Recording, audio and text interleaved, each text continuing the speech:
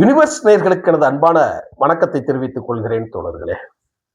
இப்ப எலி பொறியில எலி சிக்கிருக்கு. 1000 முறை சொல்ற ஒரு வார்த்தை தான் திருடன் இப்ப மாட்டி இருக்கிறான். எந்த அளவு அவங்க கோபத்திலும் எந்த அளவு வக்கிர புத்தியிலும் இருக்கிறார்கள் என்பதற்கு சென்னையில் கலைஞர் கருணாநிதி அவர்களுடைய நினைவஞ்சலி கூட்டத்துல RS பாரதியோட பேச்ச கேளுங்க. என்ன சொல்றாரு பாருங்களேன். ஒரு நிமிஷம் கேட்டுருங்க, நான் சொல்றேன் பாருங்க. பேசுறார்.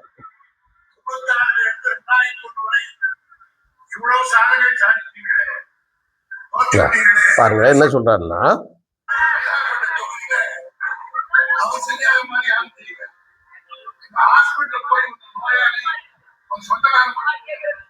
தெரியும் உங்களுக்கு நல்ல சாவு வராதுங்கிறான். உங்களுக்கு நல்ல சாவு வராது, ஏன்னா எங்களை தோக்கடிச்சிட்டீங்க. நீங்க எவ்வளவு இருக்கு பாத்தீங்களா? அப்போ மனசுக்குள் எவ்வளவு ஒரு வக்கிரத்தை வைத்துக் கொண்டு இவர்கள் வேஷம் போட்டுக் கொண்டு இருக்கிறார்கள் என்பதுதான் எடுத்துக்காட்டு. மக்கள் கொடுத்த தீர்ப்பை மகேசன் தீர்ப்பாக ஏற்றுக்கொள்வார்கள் என்கின்ற பழமொழியின் அடிப்படையில் அரசியலில் வெற்றி தோல்வி நானே பொறுப்பு என்று பேசிய ஸ்டாலினோட வார்த்தைக்கு என்னடா மரியாதை வேண்டியிருக்கு உங்களுக்கு? சாவணுமா? அப்ப எதிர்க்கட்சிக்காரங்கள சாவணும், வேஷம் போடணும். மக்கள் தோக்கடிச்சிட்டாங்கல்ல, மானம் ரோசம் சூடு சொரணம் இருந்தா நீ சாவு. நீங்களே உயிரோடு இருக்கிற பொழுது, நீங்களே ரோட்டில் அலைகிற பொழுது, உங்களுக்கே சூடு சொரணை இல்லாத பொழுது உங்களுக்கு எதிராக ஓட்டு போட்ட எதுக்குப்பா சாவணும்? எதுக்கு சாவணும்? என்ன நீ மக்களை சந்தித்தாயா? மக்களை ஆடு மாடுகளை போல் ஓட்டி வந்தீர்கள் நீங்கள். அதே பக்கத்தில் ஒருத்தன் உட்கார்ந்து இருக்கிறான், மக்களை நாங்கள் கலட்டி போட்ட கோமணம் என்கிறான். அடுத்த காணொலி அதுதான் நான் பேசுறேன்னு வச்சுக்கோங்க. அயோக்கியர்களின் கூடாரம், திருடர்களின் கூடாரம், திருடர்களோட கூட்டமைப்பின் ஒரு கும்பல் தான் திராவிட முன்னேற்ற கழகம் என்பதை இன்று நீங்கள் நிரூபித்திருக்கிறீர்கள். என்ன சொல்றாருன்னா, கூட்டத்துல பேசுறாரு RS பாரதி. பேசினாலே அப்படியே போச்சே போச்சே போச்சே. என்னத்தை நீ கொண்டு நீங்க மக்கள்கிட்ட இருந்து என்னத்தை நீங்க இழந்துட்டீங்க? மக்கள் பணத்தை சூறையாடி கொள்ளையடித்து அதில் நீங்கள் வயிறு கொளுத்து போய் தினவெடுத்து திரும்பிய அந்த திமிரில் பேசக்கூடிய வார்த்தையை நீங்கள் கட்டுப்படுத்திக் கொள்ள வேண்டும். ஆஸ்பத்திரியில இருந்தாரா, சைதாப்பேட்டை தலைவர் கலைஞர் அவர்கள் வெற்றி பெற்ற தொகுதி RS பாரதி சொல்றார். அந்த தொகுதியில கூட அவரே கொண்டு வரல, நம்ம சுப்பிரமணியன் கொண்டு வந்துட்டார். அந்த பகுதியில் ட்ரீட்மெண்ட் எடுத்தவர்கள் ஓட்டு போட்டு இருந்தால் கூட சுப்பிரமணி ஜெயிச்சிருப்பார். அப்போ நீங்க யாரும் ஓட்டு போடலன்னா உங்களுக்கெல்லாம் நல்ல சாவு வராது. வரல. அப்ப அதுக்கு முன்னாடி உங்களை தேர்ந்தெடுத்தார்களே, அதுக்கு என்ன சொல்றீங்க? தேர்ந்தெடுத்தவர்களுக்கு அப்ப அவங்கெல்லாம் சரி. அப்ப குளத்தூர்ல ஸ்டாலின் தோத்தார, உங்கள் தலைவர் காட்பாடியில அங்க இருக்கக்கூடிய தொகுதியில உங்க பொதுச் செயலாளர் துரைமுருகன் தோத்தார. அப்ப நீங்கெல்லாம் என்ன உயிரோட இருக்கிற போது மக்கள் எதுக்கு பாஸ் ஆகணும்? உடனே சொல்றாங்க, 2006ல 96லிருந்து 2001 வரைக்கும் நல்லாட்சி கொடுத்த கலைஞர் கருணாநிதி தோற்று விட்டார். அப்போ சொன்னாரு, கேள்வி கேட்டாங்களா, அந்த மாதிரி நாங்க போனோம், பார்த்துக்கிட்டு இருந்தோம், தலைவர்கிட்ட போய் பத்திரிகையாளர்கள் கேட்டாங்க. கேட்கும்போது அவர் சொன்னாரு, நாங்கள் இப்பொழுது வாய்க்கால் வெட்டி கொண்டு இருக்கிறோம். அதோட விளைவு 2006 தேர்தலில் தண்ணீர் நன்றாக பாய்கிற பொழுது எங்கள் கலனிகள் இருக்கும்னு சொன்னார். சரி, ரைட் தானே? அந்த புத்தி உனக்கு இருக்கிறதா? RS பாரதி அவர்களை கேட்கிற அந்த புத்தி உனக்கு இருக்கிறதா?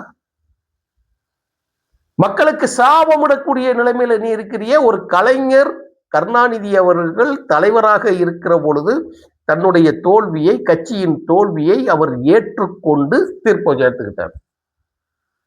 சரி, 2026 தேர்தலில் இந்த வருஷம் தேர்தலில் வந்து திமுக தோத்துருச்சு. திமுக தலைவரை தோத்துட்டாரு. என்ன சொன்னாப்ல ஸ்டாலின்? திராவிட மாடல் அரசு கொடுத்த அப்படின்னு சொல்லி தெரு தெருவா பெருமை பேசின ஆளுகளை நீங்க என்ன சொன்னீங்க? நீங்க நாங்கள் எந்த விதமான தீர்ப்புக்கும் எந்த விதமான தீர்ப்புக்கும் நான் பொறுப்பேற்றுக் கொள்கிறேன். போனீங்களா சொல்லலையா? ஸ்டாலின் சொன்னாரா சொல்லலையா? தீர்ப்பை நான் ஏத்துக்கிறேன். இந்த தோல்விக்கு நானே பொறுப்பு ஏற்றுக்கிறேன். புதிதாக அமையக்கூடிய தாவேகா அரசாங்கத்திற்கு நாங்கள் 6 மாதம் எந்த இடையூறும் தரமாட்டோம். பெரிய வேஷம் அப்படின்னு சொல்லுவாங்கல்ல, பெரிய பழம் மாதிரி பேசுறான்னு சொல்லுவாங்கல்ல. பேசிட்டு அப்படியே வண்டியில ஏறி போய் குளத்தூருக்கு போய் வண்டியில ஏறி தெரு தெருவா போய் கண்ணீர் விட்டு அழுகுதீங்களே, வேஷம் போட்டீங்களே, கும்பலம் போட்டீங்களே. சேகர் பாபு அழுது கொண்டே வந்தாரு பின்னாடியே. யாராவது மக்கள் ஏதாவது பண்ணாங்களா? ஒண்ணுமே சொல்லலையே. அப்ப இப்ப மட்டும் நீங்க உங்களுடைய கட்சியின் தலைவர் சொல்லுவதை கேட்காமல் உங்கள் தலைவர் ஏற்றுக்கொண்டதை தவறு என்று அப்ப நீங்கள் சொல்லுகிறீர்களா? அது ரொம்ப முக்கியமானது.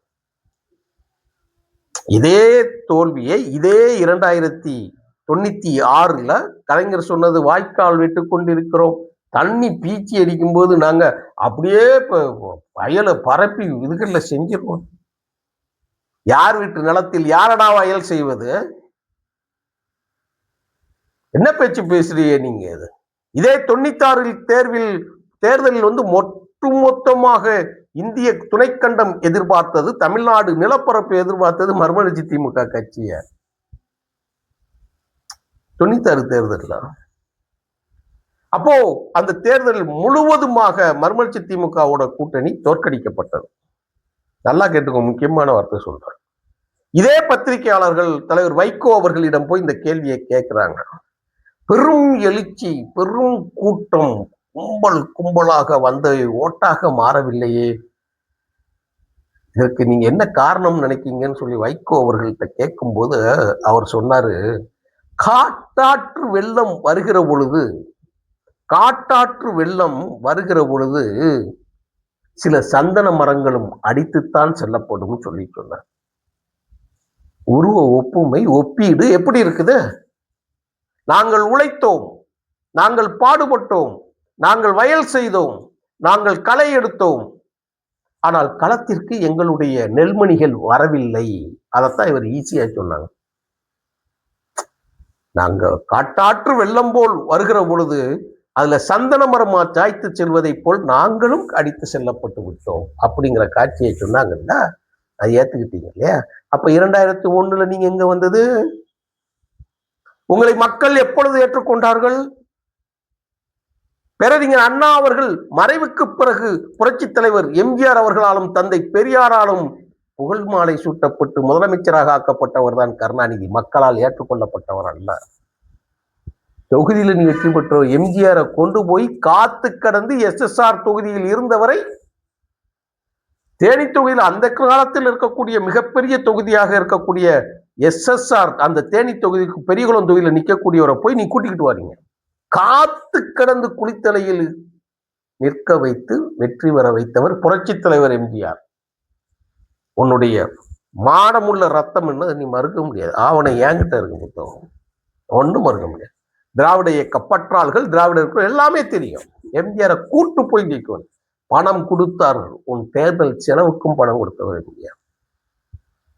ஒரு காலத்திலும் ஏற்றுக்கொள்ளப்படவில்லை. 72 அந்த 2 ஆண்டுகள்ல உள்ள வந்தவர் தான் 5 ஆண்டுகள் என்ன செஞ்சிட்டார்னா, தனக்கு ஆதரவாக இருந்தவர்கள், தன்னை முதலமைச்சராக ஆக்கியவர்கள், திராவிட முன்னேற்ற கழகம், அதாவது பேரறிஞர் அண்ணா அவர்கள் உருவாக்கிய திராவிட முன்னேற்ற கழகம், அந்த கட்சியை உருவாக்கிய அத்தனை பேரையும் கட்சியை விட்டு நீக்கிற வேலையை செய்தவர் கருணாநிதி. உங்களுக்கு ஒருபோதும் மக்களுக்கும் திமுகவுக்கும் தொடர்பு கிடையாது. பேரறிஞர் அண்ணாவின் மரணத்திற்கு பிறகு அவர்கள் அப்படியே புரட்சி தலைவர் எம்ஜிஆர் பக்கம் போயிட்டாங்க. நாங்கெல்லாம் கத்தி கத்தி கத்தி வீணா போனதுதான் மிச்சம். ஒருபோதும் கிடையாது. பல கூட்டங்கள்ல சொல்லிட்டாங்க, வந்த கூட்டம் ஓட்டு போட்டு இருந்தால் நான் தானே முதலமைச்சராக இருப்பேன், எங்க வரலன்னு சொல்லி பல வார்த்தை. அதெல்லாம் சொன்னோம்னா 100 காணொலி போடலாங்க. ஒருபோதும் மக்களால் ஏற்றுக்கொள்ள முடியாத ஒரு கட்சியாக, ஒருபோதும் மக்களோடு நெருக்கம் இல்லாத ஒரு கட்சியாக, ஒருபோதும் மக்களிடம் அன்பை செலுத்தாத ஒரு கட்சியாகத்தான் திமுக இருந்திருக்கிறது என்கிறது தான் வரலாறு. இந்த தேர்தலிலும் இவருங்க என்ன செஞ்சாங்கன்னா, அந்த கணக்கியல்ல சொல்லுவாங்க, ஸ்டாட்டிஸ்டிக்ஸ்னு ஒரு வார்த்தை சொல்லுவாங்க காமர்ஸ்ல. அந்த வேலையைத்தான் இவங்க செஞ்சாங்க. அதனால தான் மக்களை ஓட்டு போடுறோம், உங்களுக்கு நல்ல சாவு வராதுங்கிறோம். நீங்க இப்படிப்பட்ட ஆளுன்னு தெரிஞ்சதுனால தான் தெய்வம் நின்று கொள்ளுங்கிற மாதிரி உங்களை நின்று கொன்று இருக்கிறது. அவ்வளவுதான். எங்களுக்கு சாகு வராது, நல்ல சாகு வராதுன்னு சொல்றீல்ல, நான் மக்கள் கொடுத்த தண்டனை இருக்குல்ல, அதை பார்க்குறீல்ல, இதை கொடுத்த பிறகும் நீங்கள் திருந்தவில்லை என்று சொன்னால் மக்கள் இன்னும் உங்களை வைக்க வேண்டிய இடத்தில் வைத்து அழகு பார்ப்பார்கள். நன்றி, வணக்கம் தோழர்களே.